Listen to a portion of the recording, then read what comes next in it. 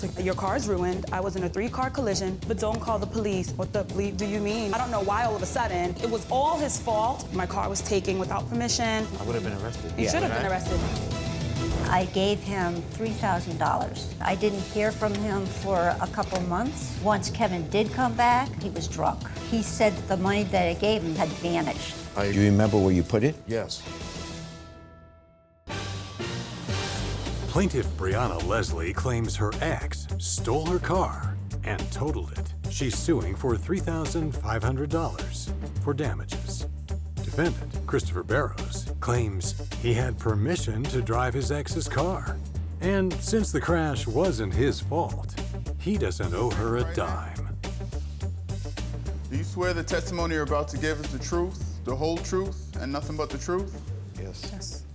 Thank you. All rise. The Honorable Judge Jerry Springer now presiding.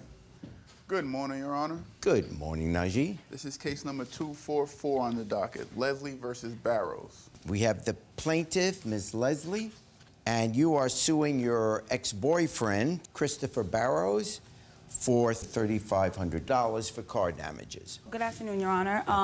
On the morning of June 16th, or the night of June 16th, it was a Saturday night, we went to a coworker's of mine's barbecue, and on the way back, I was feeling super tired, so I said, can you just drive home? He said, all right, no problem. So we got to my house, got into bed, everything was fine. Then I thought it was in bed. The middle of the night, my phone's like going off, and I see his phone call, but I don't see him. And I'm like, okay, why is he calling? So I answer. He's like, babe, don't be mad. I'm like, okay, what? Like, spit it out. He's like, your car's ruined. I was in a 3-car collision, but it's not my fault. I'm like, what the bleep do you mean? Yeah. My car is supposed to be in my driveway my car is supposed to be with me. Like, you took my car without permission. Now you're telling me my car's in an accident. Oh, but don't call the police. Don't call your insurance. Oh, and I don't have any money to get there. I'm like, where's my car? I live in Queens, New York. He's like, oh, the accident took place in Brooklyn. I got an Uber to the scene of the accident, and I was telling the cops, like, hey, like, my car was taken without permission, and then my car's totaled, like, the airbags deployed. When you got there, was the car there? Yeah. It was a narrow one-way street, so there are parked cars, a big dumpster because someone was moving. Yeah. So the side of my car is, like, scraped up, like all curved in. The hood is pushed up, the airbags deployed, my passenger side door is squeaking because it can't open. Inside my car, I had like a pink steering wheel and a huge pink puff. I looked in, all my stuff is like tossed to the back as if he's like passing off my car as his own. Then I'm telling the police, like, the car, not only was it taken without permission, like, it was taken without permission, it was totaled, but they're giving me like hold on a second, because I was on the phone with my insurance, and I passed the phone to them, so I guess they can exchange whatever information. But they were so fixated on getting the first car who fled the scene, because it was a 3-car collision. And it was the first car that caused the accident? I was not driving, I was in my bed, I have no idea. How long had you guys been together? A few weeks, maybe less than a month. Okay. Were you intending to go with him to this other barbecue? No, I was not. That was it for the night. I was in my bed. Did you know about this other barbecue? I did not. I thought, like, the night's over, that was it. Had he ever driven your car before? He's driven it, like, to the store with me in the passenger side, but never on his own. Do you have a police report of the course. accident? Yeah, may I see that? Sure. Would you like to see pictures of the car as well? Yes. Okay, so no, they're not finding you were the cause of the accident. No. Were you the middle car? No, I was the last car. They had already hit when you hit the Yes. second car? Yes. So that accident was already there. Exactly. And how come you then hit them? It was raining, and with her car, the tints is completely black, so it's not as regular as a regular car, so it's darker. So it's already dark, and it's raining, so I guess I didn't stop completely all the way. And you didn't get a ticket? No. No. Let's put up the pictures of the car. And this is the plaintiff's car. And that car was a brand new car, no damages, perfect condition, but unfortunately it was declared a total loss. I can show you all that information if you'd like to see it. Yeah, I'd like to see that. They went over everything and they declared the car total loss because the airbag deployed. So they Yes. said, I need a new computer. So the cost of fixing it would be more than the car was worth. Absolutely. And I had to pick up 2 extra jobs because I teach. So during the summer, obviously I don't work. So I had to pick up extra jobs. I had to have the rental car longer than I needed it, the money for the down payment for my new car, and then the second paper is just saying that I didn't have gap insurance and I was financing, so that's what's left over. All right. Your side of the story. She was right about we was going to one of her coworkers' barbecues. When I dropped her home, that's when she said I could use the car. She did- said she was asleep. She wasn't She asleep? was never asleep. She was never asleep. I didn't even bring her inside the house. She gave me the car. I was still inside the car when she went inside. She didn't tell me to park it. She didn't tell me to do any of that. She let me use the car. And you told her you're going to this other barbecue. Yes. You then drove her car. Yes. Okay. So, and you drove her car, and then you got into I this. drove her to her house, and then she got out. She went home. Yep. And then I went to my barbecue.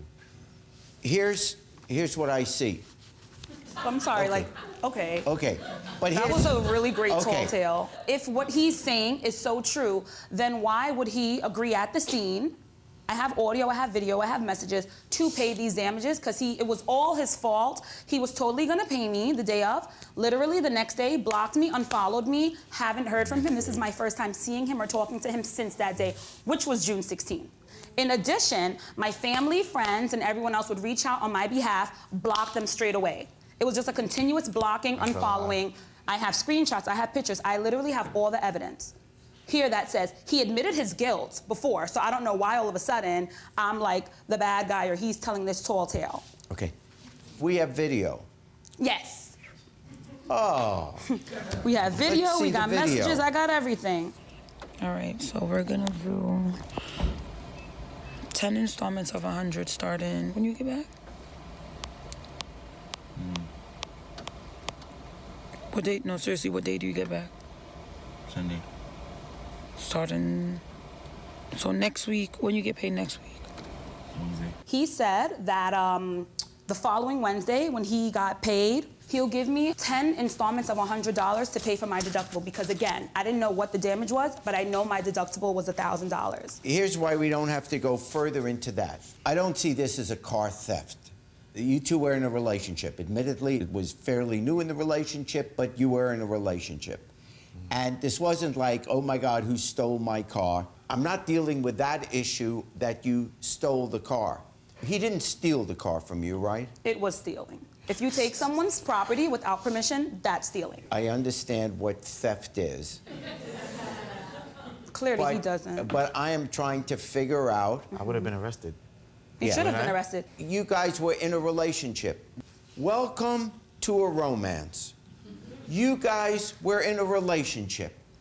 And you guys share things. Absolutely not. And, well, you did. Absolutely Okay, not. there was a point you liked it. But I'm not saying you aren't entitled to have some help here. Mm-hmm.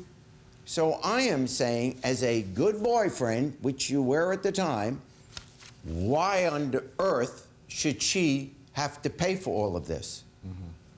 Even, let's say, your side of the story. Let's say it was totally accurate. She said, honey, I love you. You can have my car.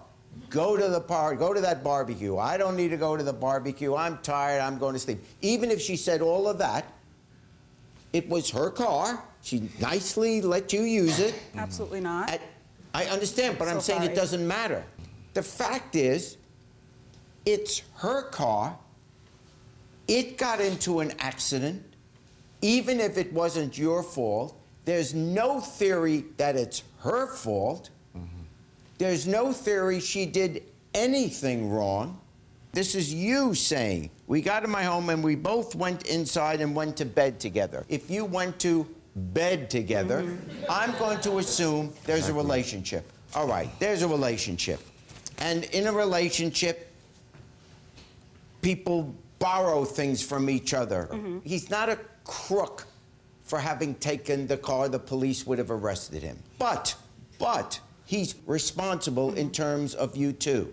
I am concluding that you have to bear the responsibility because you were the one that decided to go to the barbecue and taking her car, and she shouldn't have any responsibility for that. I'm going to say you're entitled to $3,500. Thank you.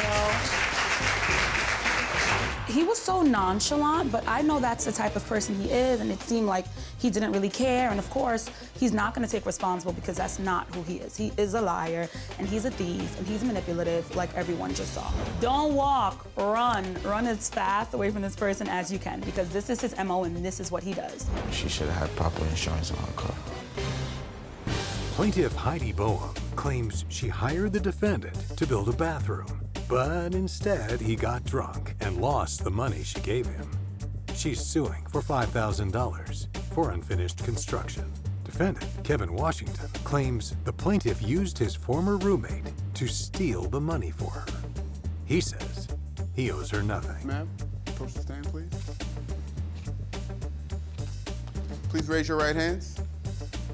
Do you swear the testimony you're about to give is the truth, the whole truth, and nothing but the truth? I do. Thank you. May I have a seat, ma'am? All rise. The Honorable Judge Jerry Springer now presiding. Good afternoon, Judge. Afternoon, Najee. Case 69 on the docket, Boehm versus Washington. Okay, welcome.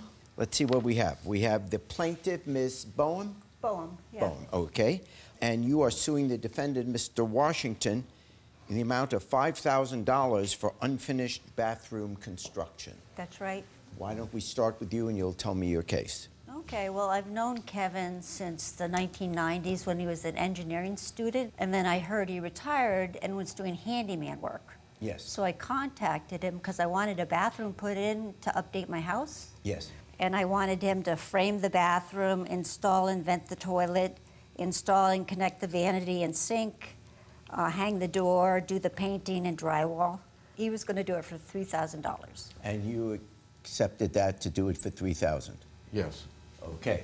Now what happened? Okay, well, he came and did some framing with his roommate, Yes. and I've got a picture of that. Let's see the picture. Okay, and that's the framing of the door and the...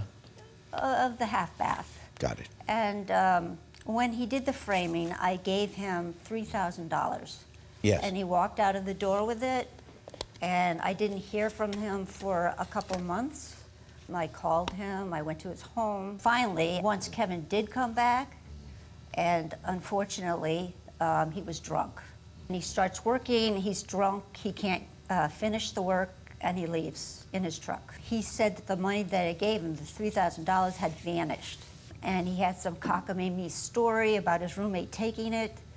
And I think that he was responsible for my money. So you gave him $3,000 to fix your bathroom, and the bathroom isn't fixed, and the $3,000 is It's gone. gone. Why is the $3,000 gone? I was away from home for a couple days, and I came back home, and I looked for the money. The money was gone. And I... Do you remember where you put it? Yes. Where'd you put it? It was in my pants pocket in my private bathroom. So someone gives you $3,000 and you keep it in your pants pocket? Yeah, I hadn't gotten a chance to get to the bank before I had to go into the hospital. According to my witness... Yes, and your name is? Erin. Erin. I'm a tenant at Kevin's house. So the $3,000 last you know was in your pants pocket. When Yes, you Your Honor. came back for being away for a few days, you saw that the money was gone. What Yeah. happened then? I panicked. Sure. I tore my entire bedroom area, my bathroom area apart. At that point, I didn't have any money to buy any more materials or labor, and I did become irresponsible. And he also told me Yes. that he was fretting. He didn't know where it went, and I had to step up, although I had procrastinated about it because I was fearful of a fight and being a snitch. The former roommate had found Kevin's jeans in his private bath and threw them on the floor in front of me, and out fell a wad of money. And you're saying that roommate The former was the one roommate that then took the money? took a good portion of that money, if not most of it. And then he became Heidi's roommate. You had $3,000 in your pants pocket. You go away for a couple of days. You come back, the money is gone. You're saying you saw his roommate, The ex-tenant that had... ex-tenant, take the money, or Yes. a good portion of it, Yes. and he was gone. Yes. Did you tell? I told Kevin. Oh, you Yes. told Kevin. Eventually, she told me. Yes. Oh, eventually. But at first, you didn't tell At anybody. first, I was fearful to But there's a tell reason him. she didn't tell. And what's that? She took $250 of that wad of money. Yep. Yes, I did. And so she actually stole $250 from me.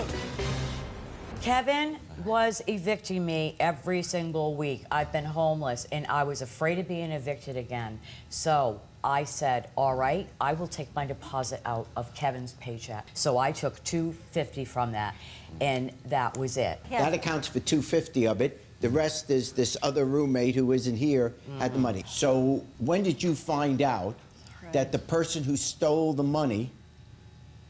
Was my roommate? Yeah, Well, it turns out I'm a generous person, apparently. so I gave $3,000 to Kevin, and then I felt sorry for the roommate because he had all these complaints about Kevin.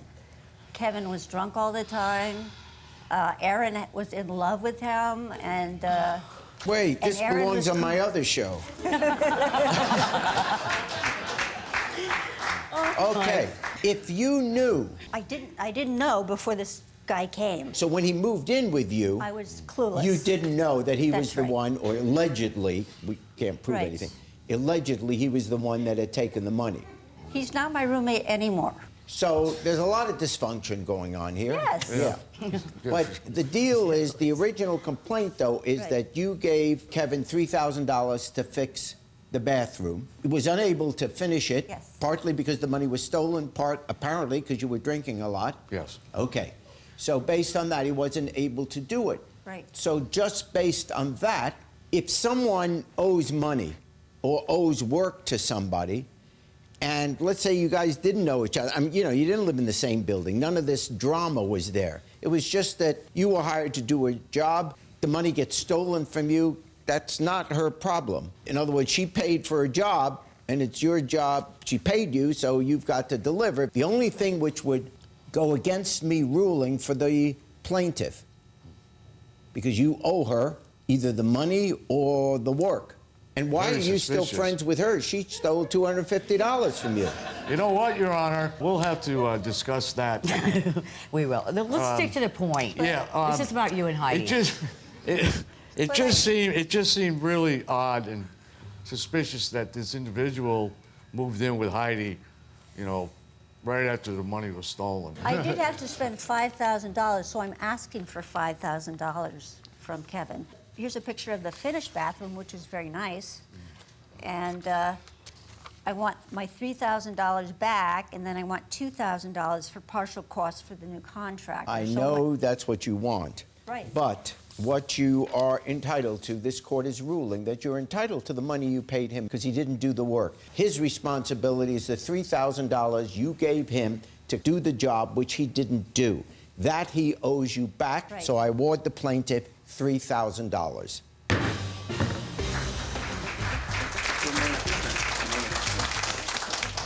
Well, I think I should have gotten the full $5,000 because actually, you know, I spent $5,000 and then $3,000 on top of that. They accept responsibility. When I took that money, it became my responsibility. So I believe it was fair.